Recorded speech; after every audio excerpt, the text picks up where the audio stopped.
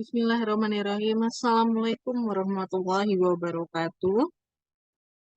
Alhamdulillahirrahmanirrahim. Hari ini kita bisa melaksanakan perkuliahan fitokimia. Hari ini kita membahas terkait senyawa fenolik dan juga glikosida. Sebelum kita mulai perkuliahan, silakan teman-teman mahasiswa untuk mengisi absensi di pelangi pertemuan ke-5, 6, dan 7. Jangan lupa untuk komentar hadir di kolom komentar YouTube ini.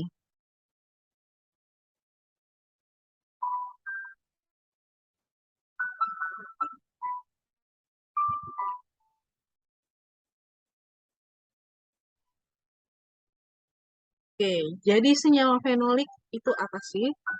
Senyawa fenolik merupakan senyawa metabolit sekunder yang terdapat dalam tumbuhan dengan karakteristik memiliki cincin aromatik yang mengandung satu atau dua gugus hidroksi. Nah, ini adalah gambaran dari struktur kimia fenol, C6H5OH.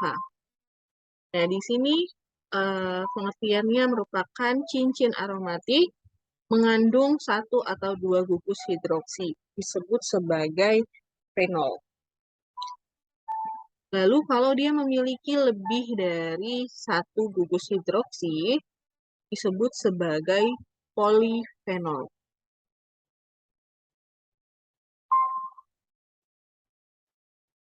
Senyawa fenolik ini sangat banyak kita jumpai di alam, ya. Dalam tumbuhan, kelompok senyawa ini memiliki beberapa fungsi. Yang pertama, sebagai pembangun dinding sel, itu ada lignin. Kemudian ada juga untuk pigmen bunga atau zat warna, antosianin. Kemudian ada pengendali tumbuh, ada flavonoid. Kemudian pertahanan flavonoid, menghambat dan memacu perkecambahan, itu ada fenol-fenol sederhana. Kemudian aromatik itu ada vanilin dan metil salisilat. Senyawa fenolik ini memiliki sifat dan ciri dari senyawa tersebut. Yang pertama, cenderung mudah larut dalam pelarut polar. Kemudian, bila murni, ia tidak berwarna.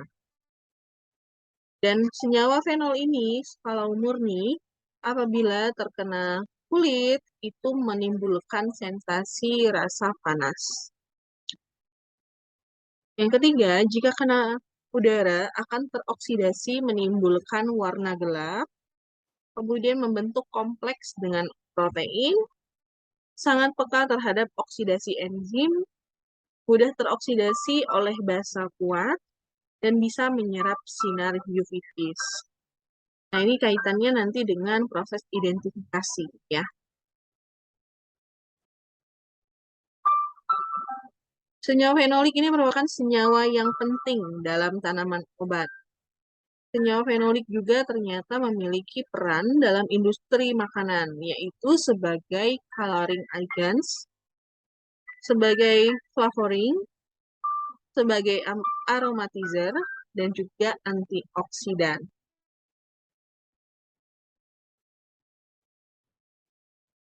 Ini adalah berikut contoh-contoh senyawa fenolik, ya. Ada senyawa fenol sederhana, lignan, lignin, neolignan, ada flavonoid, anthraquinon, tanin, kungarin, dan lain sebagainya. Kita fokus saja terhadap senyawa fenol sederhana, ya. Nah, asal-usul biosintesis beberapa senyawa tersebut itu melalui jalur asam sikimat. Fenol juga bisa mempunyai cincin aromatik yang berasal dari kondensasi asetat. Nah, ini merupakan jalur dari asam sikimat, ya.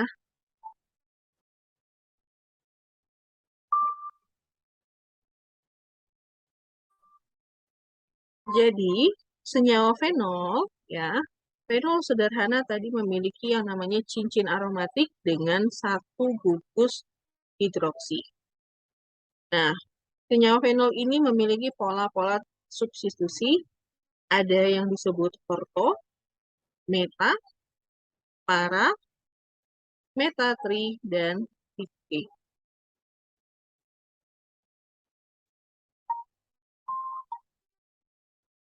Ini merupakan salah satu contoh senyawa fenol sederhana.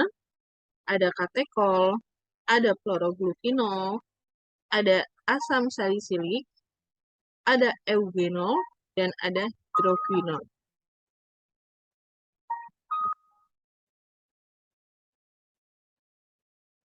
Kemudian, untuk melakukan proses penyarian dari senyawa fenol, itu bisa dilakukan hidrolisis terlebih dahulu, ya, untuk menguraikan senyawa di dalamnya.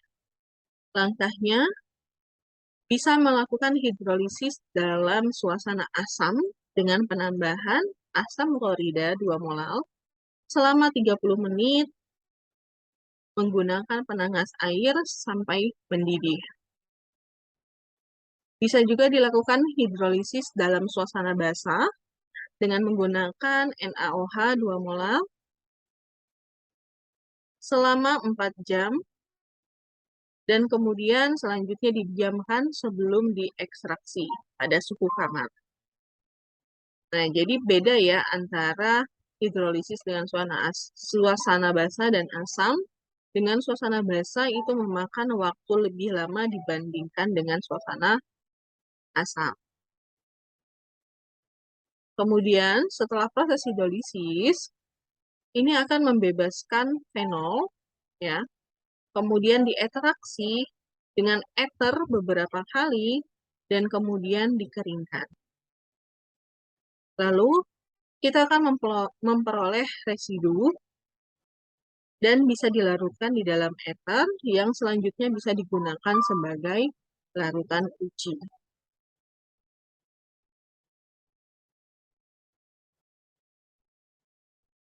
Kemudian identifikasi senyawa fenol itu bisa digunakan dengan beberapa uji. Bisa uji kualitatif dan juga kuantitatif. Ini ada beberapa contoh uji kualitatif. Misalnya dengan adanya larutan FeCl ya atau besi klorida dalam air atau etanol, hasil positif mengandung senyawa fenol itu akan menunjukkan warna hijau, biru, hitam. Kemudian bisa juga dengan melakukan penambahan larutan brom. Hasil positif itu terdapat endapan putih yang segera larut. Kemudian bisa juga melakukan pengujian dengan uji warna menggunakan reagen Folin Siokalteu. Atau reagen lainnya ada vanilin asam klorida pekat, vanilin asam sulfat pekat, dan juga Gibbs. Tapi yang paling umum dan paling banyak dilakukan menggunakan Folin Siokalteu. Nah, proyeksi-proyeksi tersebut itu dapat digunakan nantinya untuk deteksi pada plat KLT.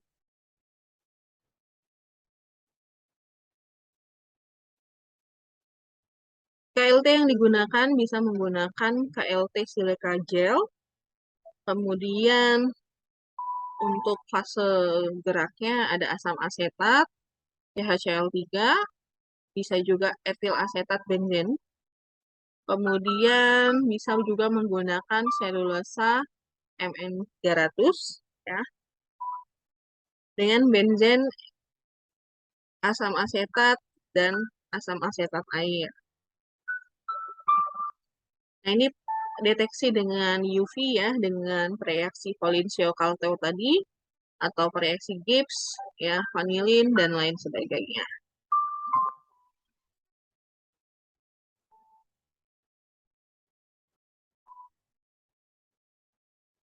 Lalu identifikasi lainnya bisa menggunakan alat spektrofotometer. Jadi senyawa fenol itu kan memiliki inti aromatik, ya, di mana inti aromatik ini bisa memiliki serapan di daerah sinar UV, makanya bisa dilakukan pengujian menggunakan spektrofotometer. Nah, apabila ditambah larutan basa, itu akan terjadi pergeseran batrokom. Kemudian, umumnya senyawa fenol itu memiliki absorbansi pada daerah UV di bawah 300 nanometer. Contohnya fenol sederhana itu ada resorcinol dengan lambda maksimalnya 276, kemudian ada 2-metil resorcinol dengan lambdanya 275.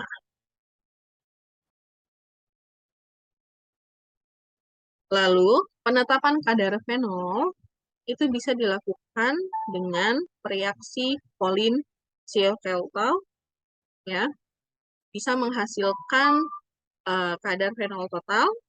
Selain dari reaksi ini, bisa juga digunakan asam galat ya sebagai pembandingnya. Kemudian absorpsinya diukur pada panjang gelombang 760 nanometer. Nah, bisa juga digunakan dengan metode lain yang bisa dilakukan dengan melakukan pembentukan senyawa kompleks dengan natrium nitrit atau natrium molbidat yang memiliki absorb maksimum pada panjang gelombang 500 nanometer. Dan berikut ada beberapa simplisia yang mengandung senyawa fenol sederhana. Ada vanila, ada uvah ursi, ada willow bark, ada tar, ada propolis, dan juga ada capsicum. Ini sedikit saya bahas terkait simplisia yang mengandung senyawa fenol sederhana. Ya, ada vanila, ya.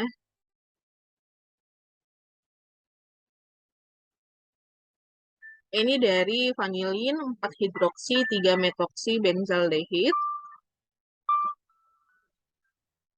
Vanilin ini merupakan aglikon yang terjadi selama pengolahan dari buah vanili, ya.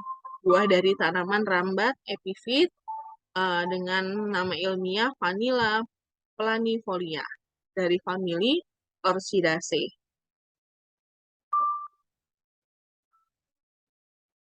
Ini adalah struktur kimia dari vanilin tersebut.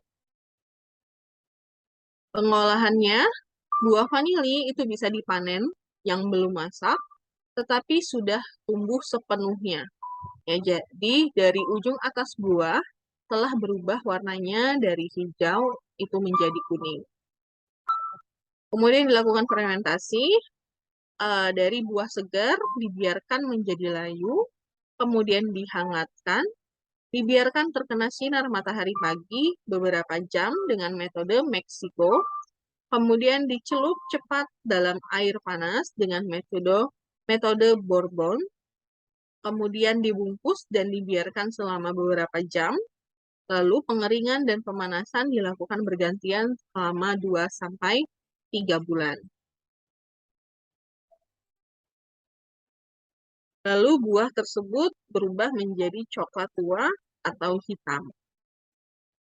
Nah, selama fermentasi terjadi oksidasi dan hidrolisis oleh enzim yang terdapat dalam tanaman tersebut. Ada glukovanilin atau vanilosida, kemudian bentuk alkohol dari glukovanillat, itu glukosa dan vanilik alkohol. Kemudian guna vanilin ini sebagai koringen dalam sediaan farmasi, kemudian untuk reaksi pembentuk warna dalam analisis farmasi.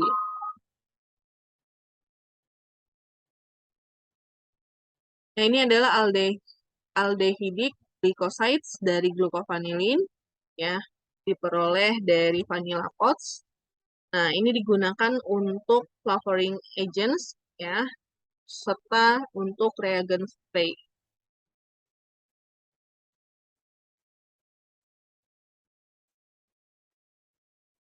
Nah, ini adalah gambaran dari tanaman Vanilla planifolia.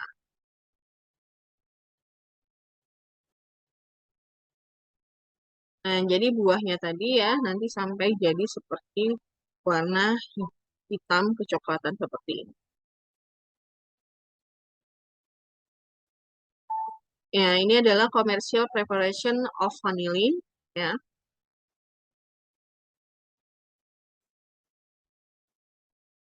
Dari eguanol dengan adanya KOH menjadi isoaglenol, kemudian terjadi oksidasi, nanti akan membentuk vanilin dan seterusnya.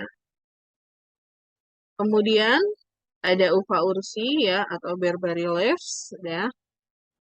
Ini dari daun Arctostaphylophus uva ursi, famili dari Ericaceae yang dikeringkan. Kandungannya itu terdapat glikosida arbutin dan metil arbutin. Ada juga 6-7% tanin, ada katekol, urson, flavon ya, turunan dari quercetin, kemudian ada 14 asam fenolat, ada galik, elagalik acid dan lain sebagainya. Fungsinya untuk apa?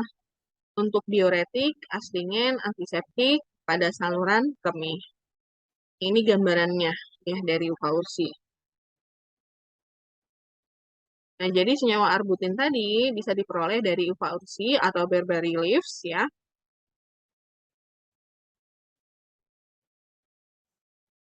Jadi dia terdapat glikosid fenolik ya. Dia digunakan tadi untuk diuretik, bakterisidal, untuk infeksi, kemudian untuk skin lightening ya.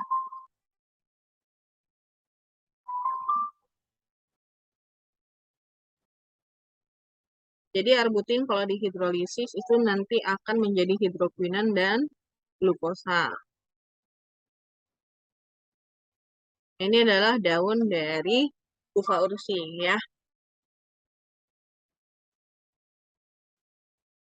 Kemudian arbutin yang terkandung dalam uva ursi itu bisa menghasilkan hidroquinon sebagai aglikonnya atau aglikon fenolnya mengandung tidak kurang dari 8% turunan hidroquinon yang diperhitungkan sebagai arbutin. Nah, ini adalah struktur arbutin dan juga hidroquinon. Lalu, yang ketiga itu ada willow bark dan salisin. Jadi salisin merupakan glikosida yang diperoleh dari kulit kayu beberapa spesies Salix dan Populus. Penghasil utama salisin itu ada Salix purpurae dan Salix fragilis. Salisin oleh emulsin dihidrolisis menjadi glukosa dan saligenin atau salisal alkohol. Khasiatnya untuk apa? Yang pertama untuk anti rematik dan daya kerjanya mirip dengan asam salisilat.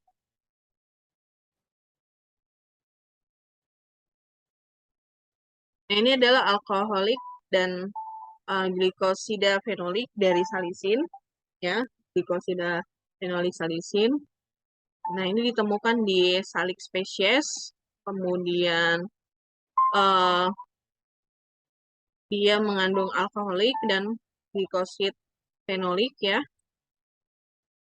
digunakan sebagai analgesik, antipiretik, antiinflamatori. Lalu ada tar atau pix liquida, ini diperoleh dari destilasi destruktif berbagai tanaman dari famili Pinaceae. Kandungannya ada fenol dan ester fenol. Gunanya sebagai antiseptik pada penyakit kulit. Lalu ada propolis atau big glue. Bahan digunakan adalah lebah madu untuk menutup retakan dan celah serta permukaan vernis dalam sarang. Kandungannya, komposisinya itu bervariasi tergantung sumber geografisnya. Nah, lebih dari 160 komponen itu terdapat fenolik sebanyak 58%. Lalu ada beeswax, ada flavonoid, ada terpen, ya, ada lipid dan wax ya. Kemudian ada bioelemen. Kemudian fungsinya itu berguna untuk antibakteri, antiviral, antiinflamasi, kemudian untuk komponen health foods dan juga kosmetik. Lalu ada capsicum, ya, cabai. Jadi buah masak yang dikeringkan dari Capsicum fruitescens atau Capsicum annum, kemudian Capsicum annum varietas longum sen, ya ini juga ada varietas conoides dan hibrida lainnya. Fungsinya sebagai bumbu atau rempah-rempahan dan juga untuk counter iritan. Sediaan topikal itu bisa digunakan 0,025 sampai 0,075% dari capsaicin.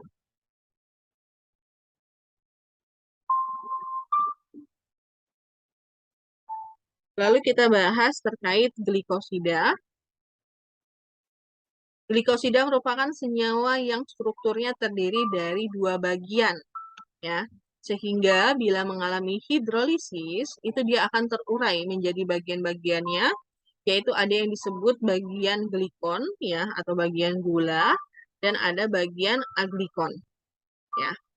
Nah, bisa teman-teman lihat pada gambar ini struktur kimianya, ada bagian gula dan ada bagian bukan gula, ya, atau aglikon.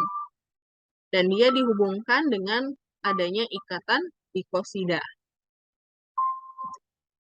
Nah, dihubungkan oleh ikatan berupa jembatan oksigen, O-glikosida, kemudian jembatan nitrogen, N-glikosida, jembatan sulfur, S-glikosida, dan jembatan karbon, C-glikosida.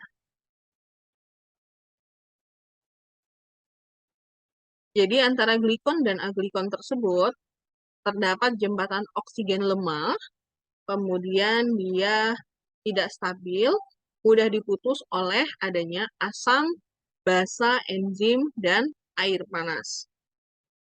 Jadi dia mudah terhidrolisis.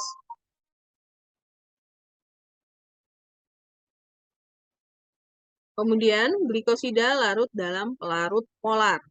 Ada air, etanol, dan metanol. Kemudian aglikon itu tidak larut dalam air, aglikon larut dalam pelarut organik non-polar.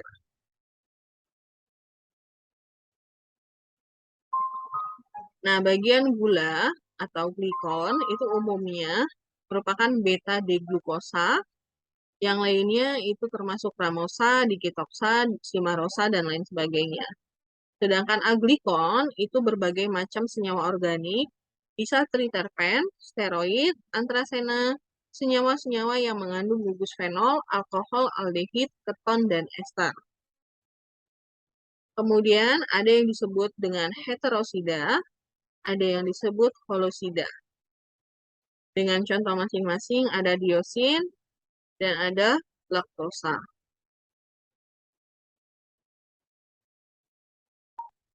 Nah, glikosida ini keberadaannya sangat tersebar di alam dan memiliki peran yang sangat banyak. Nah, bagi tanaman, glikosida ini memiliki peran sebagai fungsi atau regulator pengatur pertumbuhan, sebagai fungsi perlindungan. Jadi, zat-zat yang merugikan metabolisme tanaman menjadi tidak larut atau tidak reaktif. Misalnya, HCN menjadi glikosida sianogen.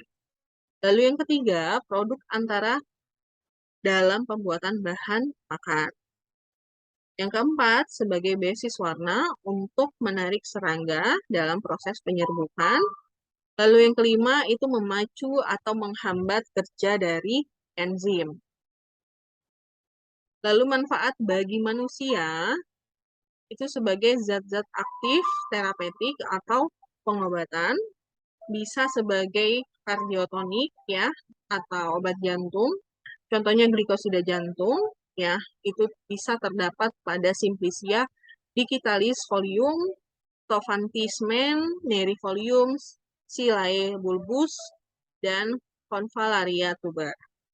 Kemudian sebagai laksatif atau obat pencahar, ada glikosida emodin dan anthraquinone. Contoh simplicianya ada Senafolium, aloe vera, dan Rheum. Kemudian sebagai lokal iritan, contohnya itu glikosida sinigrin. Nah, glikosida ini jika terhidrolisis itu bisa menghasilkan yang namanya alilisothiosinat pada tanaman black mustard. Kemudian bisa berfungsi sebagai analgetik. Nah, metil salisilat dari gaulterin dalam tanaman Gaulteria sp dan juga Gondopura. Kemudian sebagai antitumor, misalnya flavonoid termetilasi. Kemudian sebagai antiviral, contohnya flavonoid. Kemudian ada antihepatotoksik, misalnya iridoid. Dan bisa juga untuk hemolisis darah, ada glycyrrhizin dalam liquiritek radix, kemudian ada sarsapagenin dalam smilax radix, kemudian juga ada diosgenin dalam Diosphorea bulbus. Nah, ini merupakan klasifikasi kimianya berdasarkan bagian aglikonnya menurut Claus. Ada kardioaktif, anthraquinone, saponin, cyanofora, thiocyanat, flavonol, lakton, tanin, aldehid, iridoid, alkohol, dan fenol. Identifikasinya seperti apa? Kita bahas satu persatu. Jadi glikosida jantung itu tidak larut dalam pelarut non-polar. Kemudian bisa diekstraksi dengan etanol 70% ataupun 95%. Kemudian pigmen dan lipid atau lemak itu bisa dihilangkan dengan pelarut non-polar. Contohnya benzen atau diendapkan dengan penambahan timbal dioksida. Pustaka lain juga menyebutkan pengendapan menggunakan larutan 10% Pb asetat, kemudian disaring, ditambahkan asam asetat, lalu diekstraksi dengan diklorometan, kemudian dipisahkan dan ditambahkan Na-sulfat anhidrat, lalu diuapkan sampai menjadi kering.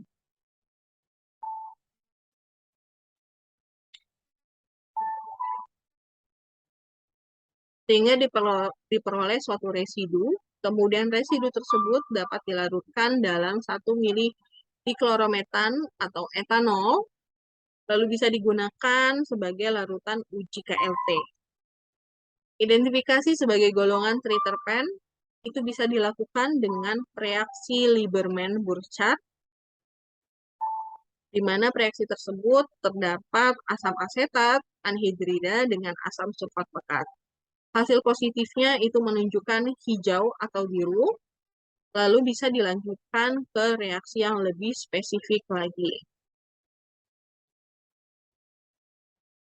Nah, ini ada beberapa reaksi warna dalam pemeriksaan glikosida jantung. Ya, ada reaksi Baljet, reaksi Kede, reaksi santohidrol, reaksi Keller-Kiliani, dan reaksi PC-De Quecker.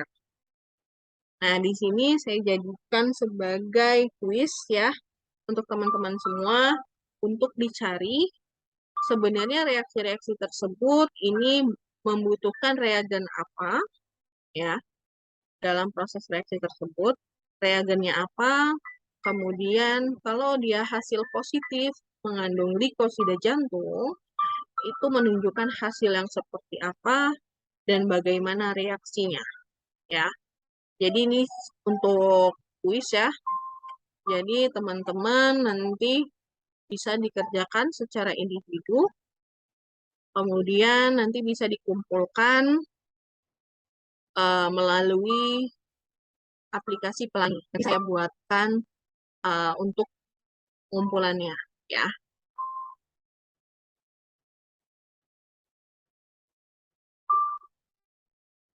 Untuk pengumpulan kuisnya terakhir sebelum pelaksanaan UTS fitokimia ya.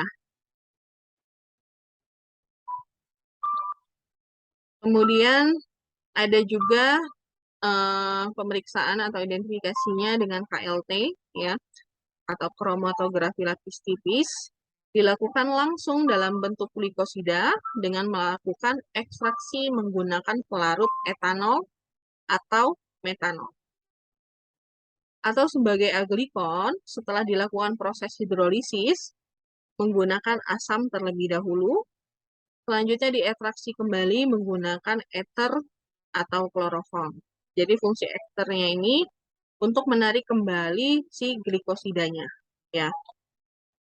Nah, tadi fraksi lemak ataupun apa ya tadi ya sebelumnya sudah dijelaskan. Jadi fraksi lemak ini bisa dihilangkan terlebih dahulu dengan pelarut non polar. Ya.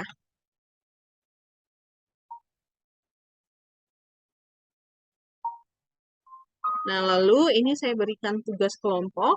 Jadi dari kalian, masing-masing kelas itu membentuk 4 kelompok dalam satu kelas, ya. Jadi ada 4 kelompok. Untuk jumlahnya, jumlah anggota dalam satu kelompok itu dibagi rata dalam satu kelas, ya. Kemudian masing-masing kelompok itu membuat suatu video pembelajaran, dibuat semenarik mungkin terkait topik yang akan saya tentukan, ya. Boleh dibuat PowerPoint dahulu, kemudian dipresentasikan dan direkam, ataupun boleh membuat video dari aplikasi apapun terkait teori-teori yang sudah nanti saya tentukan ya, sesuai dengan topiknya. Pokoknya buatlah video pembelajaran semenarik mungkin terkait topik tersebut. Nah, selama membuat video tersebut, masing-masing anggota itu wajib menjelaskan dalam video tersebut. Jadi masing-masing anggota itu memiliki kontribusi yang sama, ya. Tidak hanya satu orang saja yang membuat video sampai terakhir selesai, ya. Jadi semuanya harus ada kontribusi, ada peran aktif dalam pembuatan video tersebut, ya. Jadi nanti bisa diatur siapa yang akan menjadi moderatornya, siapa yang akan membuka dalam video tersebut, nanti siapa yang menjelaskan bagian pertama, bagian kedua, dan seterusnya. Ya. Kemudian durasi videonya minimal 20 menit, lalu nanti videonya dikirimkan oleh ketua kelompok saja melalui aplikasi Pelangi dengan link Google Drive yang open access. Ya. Jadi nanti saat saya akses tugas ini, yang mengumpulkan dari masing-masing kelas berarti hanya ada 4 orang, ya, atau 4 ketua kelompok, ya. Jadi masing-masing eh, orang tersebut itu sudah mewakilkan kelompoknya. Jadi tidak perlu anggota kelompoknya mengirimkan tugas ini ke aplikasi Pelangi, cukup ketuanya saja. Dan video kalian itu dimasukkan ke dalam Google Drive, ya. Kemudian linknya dikumpulkan di Pelangi tersebut. Jangan lupa harus open access, ya. Saya tidak mau saat saya membuka atau melihat itu membutuhkan akses, ya. Jadi linknya Google Drive, ya, tidak dari uh, aplikasi lain ataupun dari situs lain, ya. Nah, deadline pengumpulannya itu sampai dengan hari Sabtu 8 Oktober 2022 pukul 9 pagi. Ya,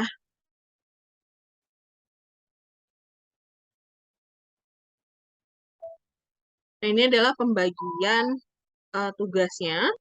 Jadi nanti masing-masing kelompok, untuk kelompok 1 itu membahas polifenol, kelompok 2 flavonoid, kelompok 3 terpen, kelompok 4 minyak atsiri. Nah, dari masing-masing topik tersebut, itu sudah saya tentukan apa saja yang dibahas. Ada definisi, polaritas, penyarian, dan identifikasi. Jadi, isi penjelasan video kalian hanya terfokus terhadap apa yang sudah saya tentukan ini. Ya, tidak melebar kemana-mana.